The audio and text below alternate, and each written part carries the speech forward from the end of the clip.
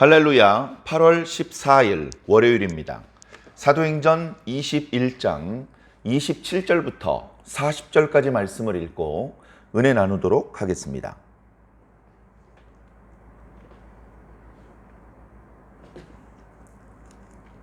그 이래가 거의 참에 아시아로부터 온 유대인들이 성전에서 바울을 보고 모든 무리를 충동하여 그를 붙잡고 외치되 이스라엘 사람들아 도우라. 이 사람은 각처에서 우리 백성과 율법과 이곳을 비방하여 모든 사람을 가르치는 그 자인데 또 헬라인을 데리고 성전에 들어가서 이 거룩한 곳을 더럽혔다 하니 이는 그들이 전에 에베소 사람 드로피모가 바울과 함께 시내에 있음을 보고 바울이 그를 성전에 데리고 들어간 줄로 생각함이러라. 온 성이 소동하여 백성이 달려와 모여 바울을 잡아 성전 밖으로 끌고 나가니 문들이 곧 닫히더라. 그들이 그를 죽이려 할 때에 온 예루살렘이 요란하다는 소문이 군대의 천부장에게 들리매 그가 급히 군인들과 백부장들을 거느리고 달려 내려가니 그들이 천부장과 군인들을 보고 바울 치기를 그치는지라. 이에 천부장이 가까이 가서 바울을 잡아 두 쇠사슬로 결박하라 명하고 그가 누구이며 그가 무슨 일을 하였느냐 물으니 무리 가운데서 어떤 이는 이런 말로 어떤 이는 저런 말로 소리 지르거늘 천부장이 소동으로 말미암아 진상을 알 수 없어 그를 영내로 데려가라 명하니라. 바울이 층대에 이를 때에 무리의 폭행으로 말미암아 군인들에게 들려가니 이는 백성의 무리가 그를 없이 하자고 외치며 따라감이러라. 바울을 데리고 영내로 들어가려 할 그 때에 바울이 천부장에게 이르되 내가 당신에게 말할 수 있느냐 이르되 네가 헬라 말을 아느냐 그러면 네가 이전에 소요를 일으켜 자객 4,000명을 거느리고 광야로 가던 애굽인이 아니냐. 바울이 이르되 나는 유대인이라 소읍이 아닌 길리기아 다소시의 시민이니 청컨대 백성에게 말하기를 허락하라 하니 천부장이 허락하거늘 바울이 층대 위에 서서 백성에게 손짓하여 매우 조용히 한 후에 히브리 말로 말하니라. 아멘. 자, 바울이 예루살렘에 갔습니다. 선생님 가지 마세요. 가면 고난이 있어요. 고초를 당하셔요.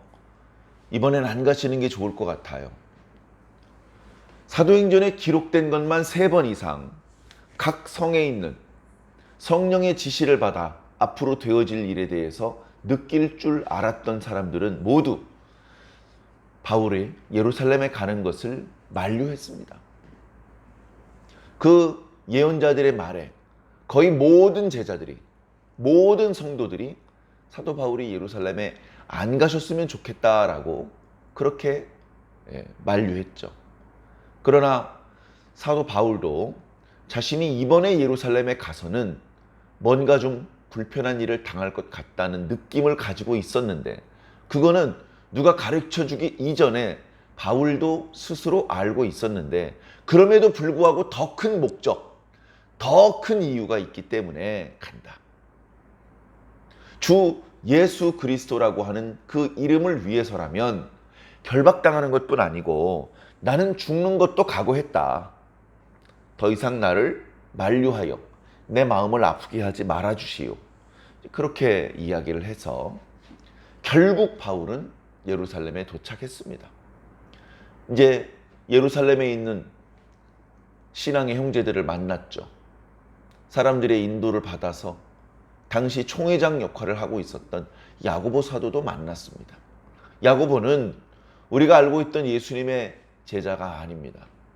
예수님의 동생이었다가 나중에 사도가 된, 그렇게 나중에 사도가 되었으니까 처음부터 예수님 따라다니면서 말씀을 들었고 기적을 보았던 그런 사도들보다 늦게 사도가 되었으니까 계급이 낮을 것이다.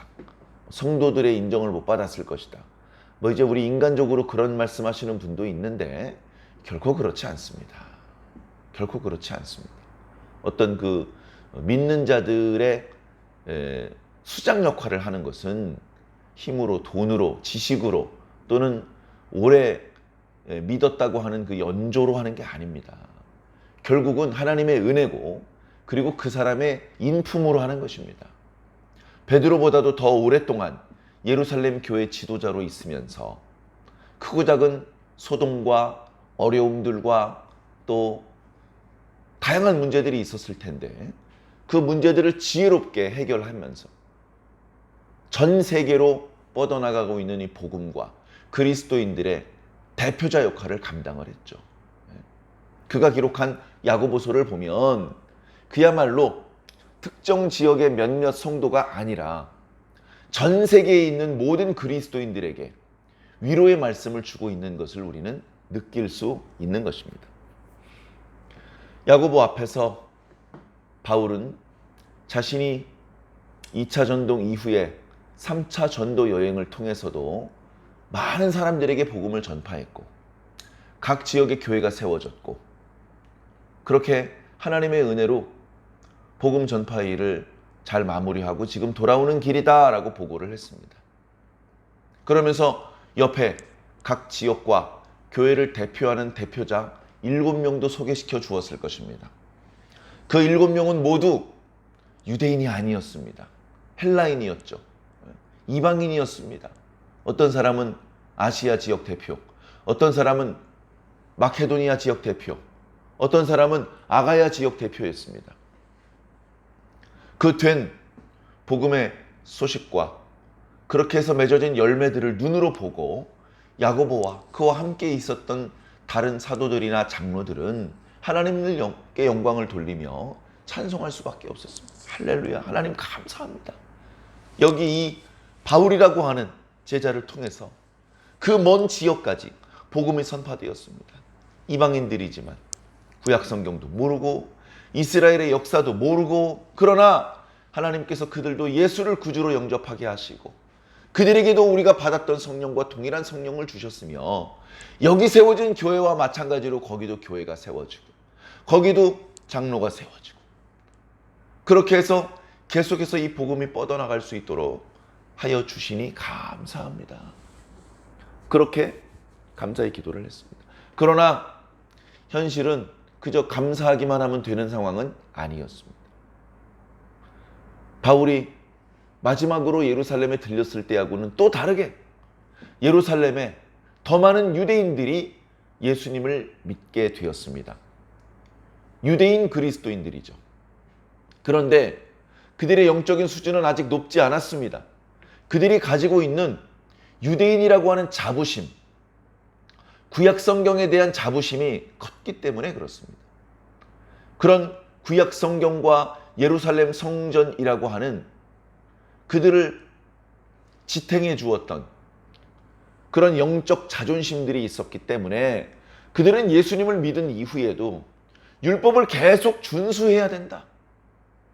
율법을 준수하는 과정에서 당연히 성전에 가서 제사도 해야 되고 여러 가지 그동안 유대인들이 전통적으로 해오던 관습 모두 다 해야 된다. 그런 생각을 이제 가지고 있었어요. 그런 상황에 사도 바울이 이방인들을 대상으로 복음 사역을 할 때 율법에 대해서 4가지만 어기지 않으면 됩니다. 피와 함께 먹는 것, 목매달아 다 죽인 것, 그 음행,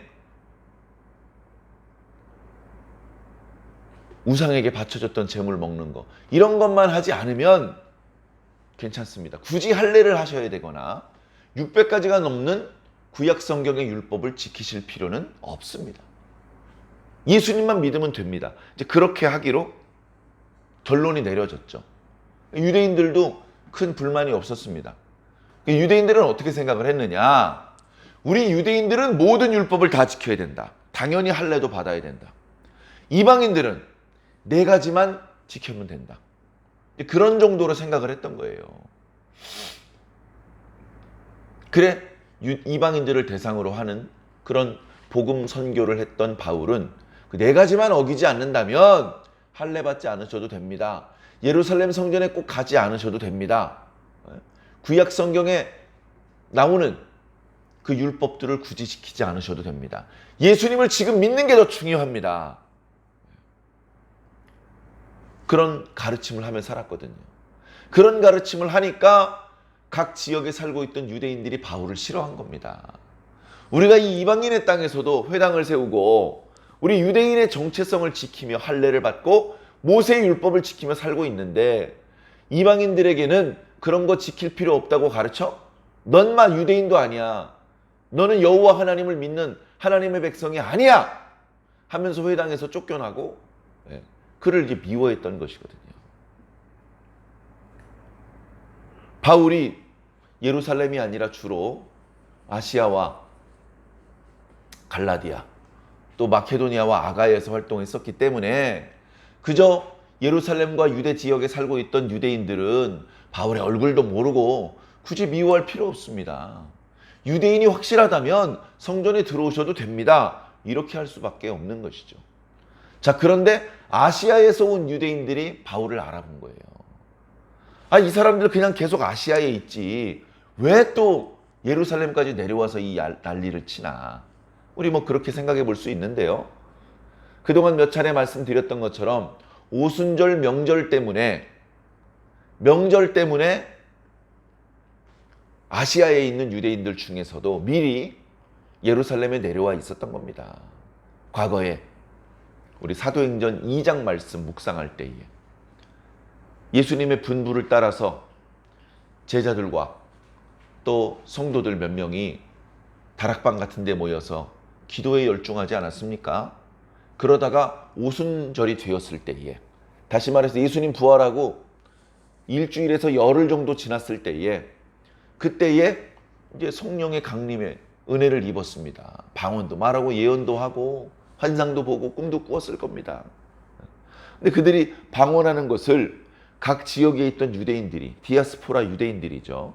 그들이 이제 예루살렘에 그 오순절 명절 때문에 내려왔다가 그 소리를 듣고 이거 뭐야? 우리 동네에서 쓰는 언어인데? 그렇게 관심을 가지게 되다가 베드로와 요한의 말씀을 듣고 회개하고 그날 3,000명이 회개하여 제자가 되는 역사가 나타나기도 했죠. 바로 그 오순절입니다. 지금 그랬기 때문에 아시아와 또는 마케도니아 지역에 있었던 유대인들도 지금 예루살렘에 와 있는 것이죠. 예루살렘에 오면 의뢰 성전에 가는 겁니다. 굳이 자신의 이름으로 제사를 드리지 않더라도, 굳이 거기서 어마어마하게 기도를 하지 않더라도 성전에 들어가서 성전을 바라보면서 잠깐이라도 기도하는 것이죠. 그런데 왔다 갔다 하다가 자기네 동네에 있는 회당에서 난리를 일으켰던 바울을 본 겁니다. 바울은 지금 유대인들에게 오해를 사지 않기 위해서 나시린의 규례, 그 정결 예식에 참여하고 있습니다. 저 나시린으로 등록합니다. 등록하면 일주일 동안 번제와 속죄제와 나시린 서원 제사를 드려야 되거든요. 그 제사를 드리는 비용을 대가면서 날마다 성전에 가서 기도하고 제사를 드렸거든요. 바울이 지금 죄를 지은 게 아니에요. 근데 성전에서 바울을 바라보고 그 사람들이 묻지도 따지지도 않고 바울을 붙잡은 겁니다. 붙잡았다는 게 무슨 뜻일까요? 멱살 잡고 앞으로 뒤로 막 흔든 겁니다. 바울 혼자서, 그 사람들이 집단적으로 바울을 끌고 나가는데 막을 수가 없습니다. 아무리 소리를 질러도 소용이 없습니다. 그 사람들이 바울을 붙잡으면서 주변에 있는 유대인들에게 소리를 지릅니다. 이스라엘 사람들이시여, 우리를 좀 도우시오. 당신들이 몰라서 그러는데 이 사람들은 우리가 살고 있는 동네에서 율법과 성전을 모독하는 그런 가르침을 하는 사람이었어. 우리가 똑똑히 보았어. 우리가 살고 있는 회당에서 그런 가르침을 했었어. 뿐만 아니라 예루살렘에 와서도 이방인을 끌고 들어와서 성전을 더럽혔어. 이 사람들이 말하는 내용은 모두 사실이 아닙니다. 바울이 언제 성전을 모독했습니까? 아덴에서, 아레오파고에서, 거기서 신은 사람의 손으로 만든 건물 안에 계신 것은 아니다, 그렇게 말한 적은 있죠. 그게 예루살렘 성전을 가리켜 한 말입니까? 아덴 지역에 있는 수많은 성전과 신전, 제단 이런 거 보고 하는 얘기였잖아요. 바울이 언제 율법을 무시했습니까? 율법 지켰습니다. 그 바울을 제대로 알지도 못하면서 이렇게 고발하는 거예요. 이 사람이 이렇게 나쁜 사람이다. 거기다가 마지막에는 이방인 데리고 성전에 들어갔대요. 말씀에 분명히 나오죠. 에베소, 아시아 지역에 있는 에베소 사람 드로비모를 데리고 예루살렘 시내에서 볼일을 보고 있었어요. 그건 죄가 아니잖아요. 성전에 데리고 들어가는 건 죄입니다. 길거리에 있었던 것만 보고 이거 틀림없이 성전에도 데리고 들어갔겠구만, 이렇게 넘겨짚고서 멱살잡이를 하고 있는 거예요. 그 사람들이 우르르 달려들어서 바울을 성전 밖으로 끌어냅니다. 거기 성전에 보면 맨 바깥쪽 출입문을 들어가면 이방인의 뜰이 나와요. 이방인의 뜰에서는 장사도 하고 막 그 어떤 예배를 드리는 경건한 곳이라기보다는 이방인들 여기까지는 들어와도 돼, 더는 들어오지 마. 이제 기록에 의하면 거기에 이런 경고문이 있었대요. 이방인들이 이방인의 뜰을 넘어서 여인의 뜰로 들어오면 죽는다, 이런 경고문이 있었답니다. 그 여자들보다도 못하게 취급을 한 거예요. 짐승처럼 취급을 한 거죠. 거기서 문을 하나 더 열고 들어가면 여인의 뜰입니다. 유대인이라 할지라도 여자들은 여기까지만. 그럼 유대인 남자는요, 거기서 문을 한 번 더 열고 들어갈 수 있습니다. 거길 들어가면 번제단도 보이고 성전이 보이는 것이죠. 그 여인들은 그 성전이 있는 곳으로 들어가는 문이 열릴 때 조금씩 구탱이의 성전의 일부를 볼 뿐입니다. 이방인들은 그것도 못 봐요. 자, 그런 상황에 이방인을 데리고 여인의 뜰 안쪽으로 더 들어갔다면 그건 이제 성전과 관련된 규례를 어긴 것인데, 바울은 그런 죄를 저지른 적이 없습니다. 근데 사람들은 잘 알지도 못하고 군중 심리에 휘몰려서 사도 바울을 멱살을 잡고 질질질 끌고 나갑니다. 사도 바울이 성전에서 나가자마자 문들이 닫혔다. 왜? 더 성전이 더러워지지 않게 하려고.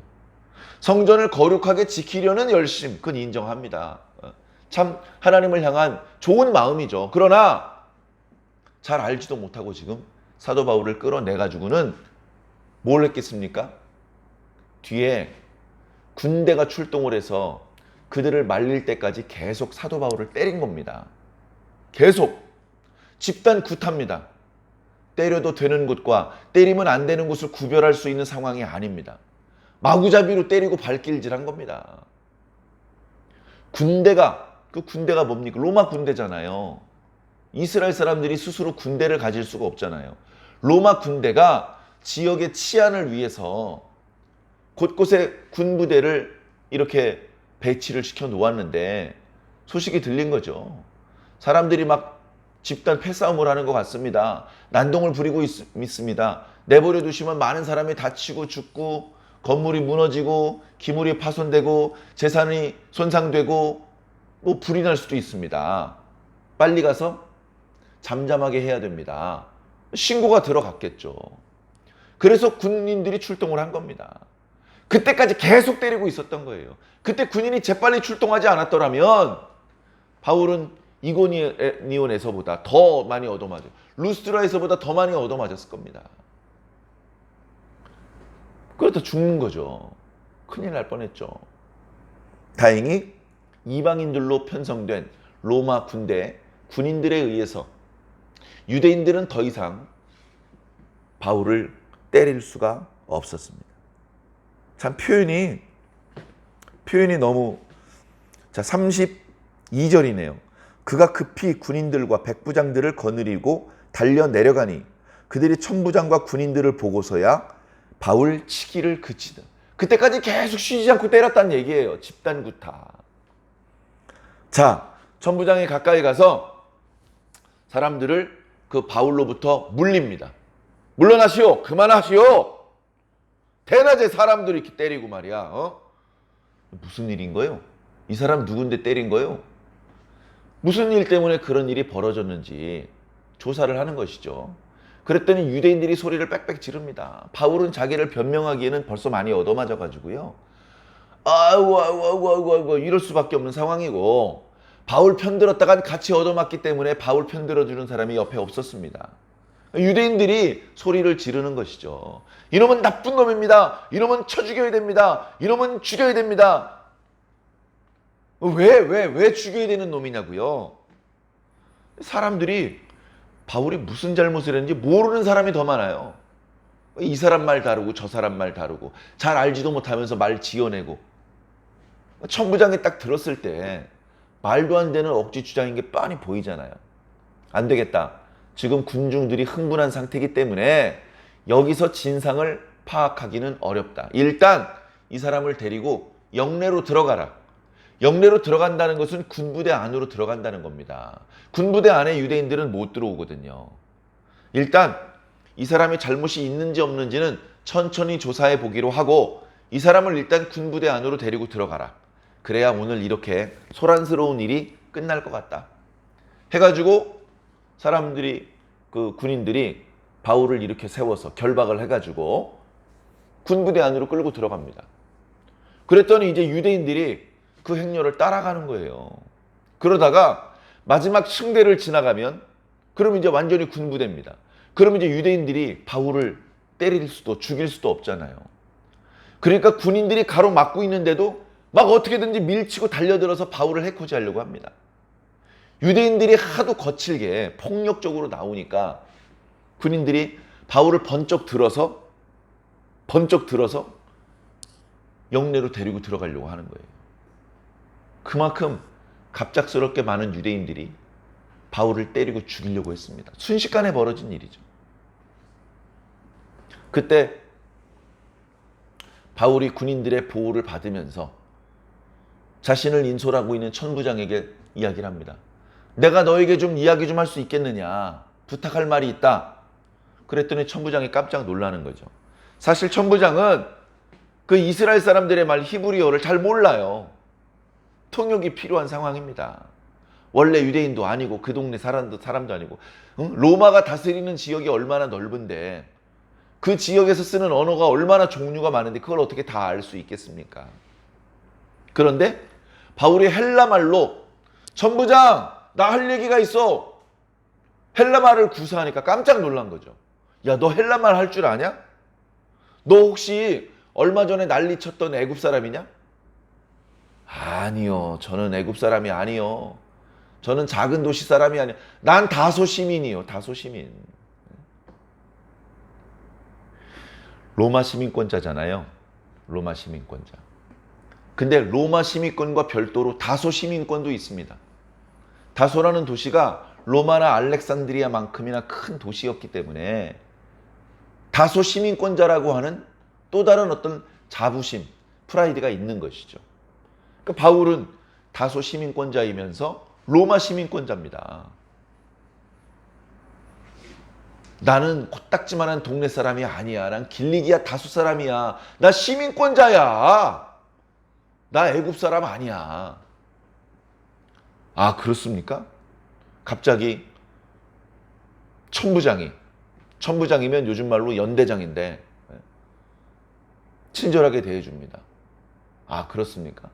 내가 왜 이렇게 오늘 유대인들에게 얻어맞았는지는 부대에 들어가서 자세히 설명드릴 테니 부대로 들어가기 전에 잠깐 내가 저기 저 유대인들에게 이야기를 할 수 있도록 좀 허락해 주시오. 내가 저 사람들이 흥분하고 있는 것을 이렇게 좀 진정시켜 보도록 하겠소. 아유, 다소 시민권자가 부탁하는 거라면 들어줘야지. 그래가지고 이제 유대인들에게 말할 수 있는 기회를 얻었습니다. 물론 뭐라고 말했는지는 이어지는 22장 말씀에 이제 나타나죠. 자, 이 말씀을 이제 보면서 정말로 성령 받은 여러 예언자들이 예언했던 대로 사도 바울의 고난이 시작되는구나. 참 안타깝다. 사도 바울도 느꼈을 겁니다. 정신없이 얻어맞을 때 아이고 이제 시작되는구나. 정신 바짝 차려야 돼. 정신 바짝 차려야 돼. 정말로 사도 바울이 그 자리에서 죽어도 이상하지 않은 상황이었습니다. 스데반이 그런 상황에서 죽은 거거든요. 스데반 죽을 때 자기가 옆에서 도와줬잖아요. 바울이. 그렇게 원래는 성전 모독의 죄를 저지르다 하더라도 산헤드린 공회에서 정확하게 재판을 하고 처형을 해야 되는데 급작스럽게 죽는 것에 대해서는 산헤드린 공회에서도 묵인을 하고 로마에서도 뭐라고 하지 않았어요. 스데반 죽었을 때 누가 붙잡혀 갔어요? 아무도 안 붙잡혀 갔거든요. 자, 그렇게 바울이 까딱하면 죽을 상황이었는데 이방 군대를 통해서 또 지켜주십니다. 이방 군대를. 이제 뒤에 이어지는 말씀을 보시면 알겠지만 바울이 두들겨 맞고 그리고 이제 나중에 이제 부대 안에 있는 옥에 갇히겠죠? 주님께서 말씀하십니다. 바울아, 두려워하지 말아라. 여기 있는 유대인들에게도 말씀을 전해야 되지만 넌 로마에 가서도 말씀을 전하게 될 것이다. 그렇게 말씀을 하셔요. 비록 얻어맞아서 아직 멍이 덜 풀렸지만 그러나 바울은 기뻤을 것입니다. 더 많은 사람들 앞에서 더 멀리까지 나가서 복음을 전할 수 있다니 감사합니다. 그래서 지금도 사실은 천부장에게 말할 수 있는 기회를 달라고 한 것은 정말로 이 소요 사태를 진정시키는 목적으로 한 것이 아니고 또는 나는 잘못하지 않았다. 나 성전에 이방인 데리고 들어가지 않았다. 자기 변명을 하기 위해서 기회를 얻은 것이 아니고 결과적으로는 예수님을 증거하기 위해서. 여러분, 제가 왜 예수 그리스도를 증거하고 다니는지 아십니까? 그 이야기를 하기 위해서 기회를 얻은 것입니다. 이런 상황에서도 자기 동족들을 불쌍히 여기고 어떻게 해서든지 복음을 전파하려고 사도 바울은 최선을 다하고 있는 것이죠. 사랑하는 성도 여러분, 우리는 얼마나 최선을 다하고 있습니까? 정말로 마지막 순간까지 최선을 다하려는 이런 사도 바울의 모습을 보면서 우리는 많은 생각을 해야 될 줄로 믿습니다. 부끄러움을 느껴야 될 줄로 믿습니다. 조금 더 분발해야 될 줄로 믿습니다. 우리의 입장이 바울과 다르죠. 바울과 똑같았지라는 말씀은 아닙니다만 우리 각자의 상황에서 우리는 좀 더 최선을 다할 수 있을 것입니다. 기도해 보시기 바랍니다. 주님의 뜻이 무엇인지 생각해 보시기 바랍니다. 기왕이면 내가 사용할 수 있는 시간, 내가 쓸 수 있는 돈, 내가 쓸 수 있는 재능, 이런 모든 것들을 최대한 활용해서 우리 주님을 기쁘시게 해드릴 수만 있다면 얼마나 좋겠습니까? 오늘 하루도, 이번 한 주간도 우리들의 남아있는 인생 전체도 무의미하게 보내지 마시고 주님을 기쁘시게 하는 그런 저와 여러분들이 꼭 되시기를 예수님 이름으로 간절히 축원합니다. 아멘.